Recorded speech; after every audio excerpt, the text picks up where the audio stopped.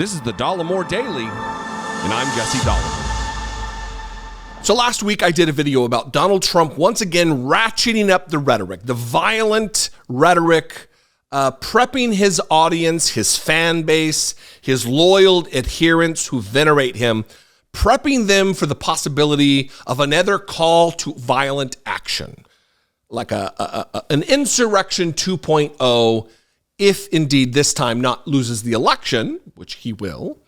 Well, we hope. But if he gets indicted again, or if they threaten to put him in jail, or if he gets put in jail. And I played a moment that you're going to hear again when I play this clip from Dana Bash and Mike Pence. But I played another one that I'm going to play right now real quick. It's like maybe 10 seconds. I'll play it twice so you can get the full flavor of something he posted on Truth Social with him saying something like, if you fuck around with us, we'll do things to you that have never been done before. Very ominous. He retruthed this on his social media platform. Watch this. If you fuck around with us, if you do something bad to us, we are going to do things to you that have never been done before. If you fuck around with us, if you do something bad to us, we are going to do things to you that have never been done before. Now, I played that for you because you're not going to hear that on the Dana Bash segment here. She only plays the interview with the Doug Wagner character who was sitting in for some other right-wing goofball on Iowa. I shouldn't do that. I'm from Idaho, so I'm always, when I say I'm from Idaho, people think I mean Iowa or Ohio. And I just did the stupid thing people do. So anyway, so I played that for you because it's not going to be played, but it adds a layer of complexity here and a layer of evidence that Donald Trump is absolutely gearing up to threaten violence, to dispatch the most unhinged of his followers to do something radical. So here, I'm going to play two clips from this Dana Bash thing. One is an opening salvo asking about consequences for Donald Trump and Mike Pence pushing back against it. And then I'll introduce the second clip, I guess, when it's time. Watch this. Joining me now is GOP candidate and former Vice President Mike Pence. Thank you so much for joining me. I really appreciate it. I want to start by asking about... Thank you, Dana. Good to be on. Thank you. About your former boss. He is facing a potential third indictment over his efforts to overturn the 2020 election. You said you, quote, hope it doesn't come to that, and the American people should decide his future at the ballot box. But I just want to be clear.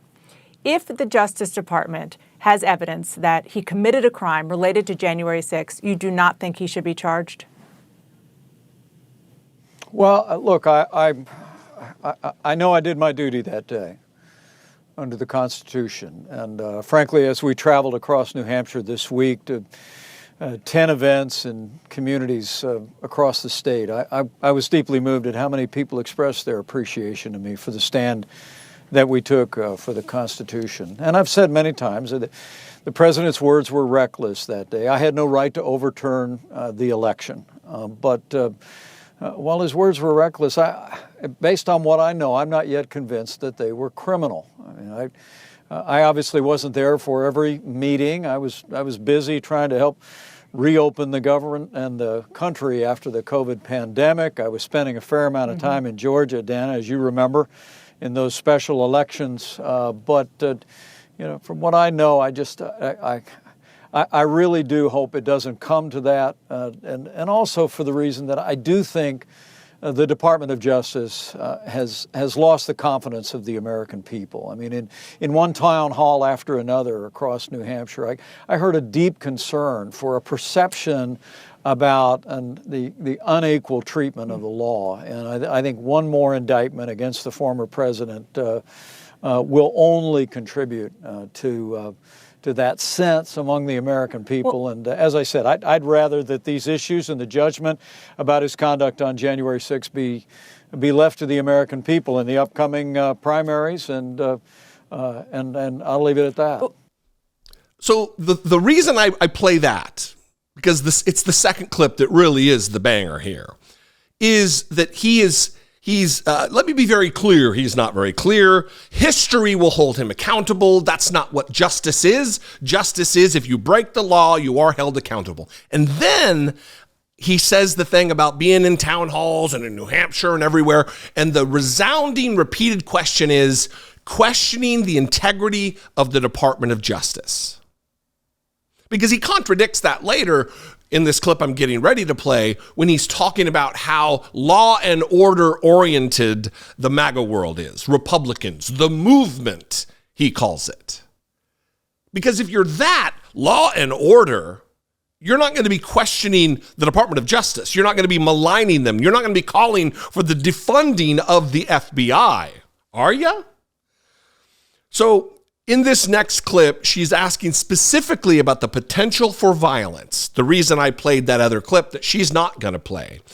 And I want you to listen to this meandering, nonsense, cowardly answer from Mike Pence, who's clearly playing the game of not wanting to piss off MAGA world, the same MAGA world that wanted to hang him by his neck when an actual hangman's gallows was erected on the lawn of the United States Capitol. Watch this remarkable moment from CNN this weekend. I just have one last question about this because this is so personal to you. And when I say this, I'm talking about the potential for violence. Donald Trump said this week, talked about how his supporters might react if he is charged and faces potential jail time. I think it's a very dangerous thing to even talk about because we do have a tremendously passionate group of voters, much more passion than they had in 2020 and much more passion than they had in 2016.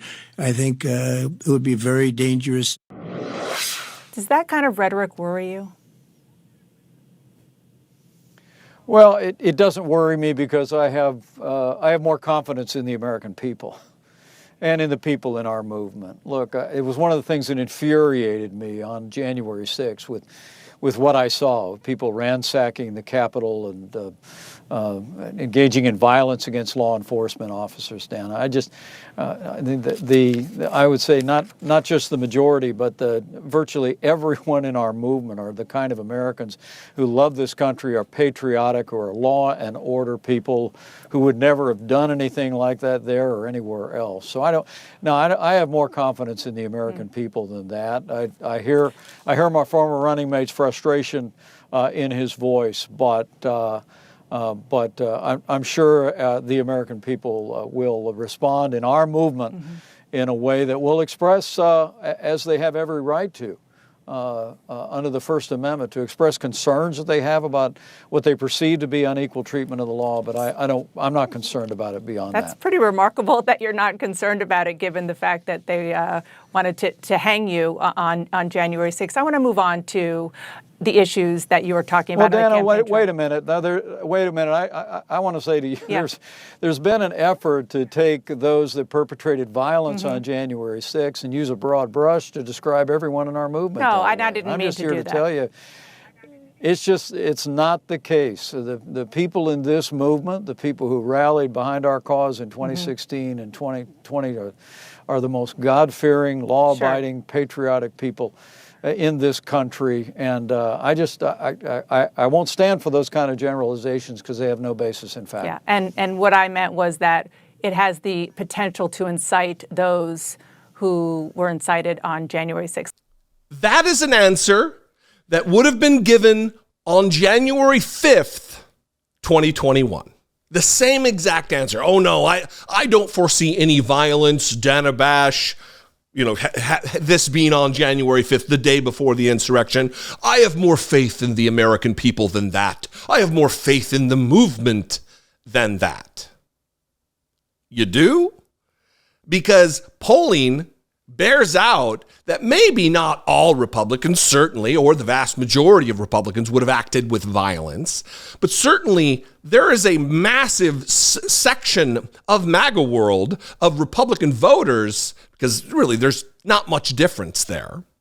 There's a massive cross-section that agrees with the insurrection or thinks it was a peaceful event or buys into some scenario where it's a conspiracy. So I don't know what Mike Pence is doing here. I don't know to whom he's trying to appeal. But it's dangerous to downplay the power, the Svengali-like power that Donald Trump has over the Republican Party, to weave a conspiracy theory wild enough that they will get behind it, and you'll have realtors from Texas taking private jets to the insurrection. People who have been sentenced for their crimes at the behest of Donald Trump. Virtually everyone in our movement are the kinds of American who love this country, are patriotic or law and order people who would never have done anything like that there or anywhere else, except for they did. Except for the thousands who made the trip. I mean, imagine if there had been more people there who would have been able to more easily overwhelm the Capitol Police and the Metropolitan Washington, D.C. Police who were on the scene that day. Imagine.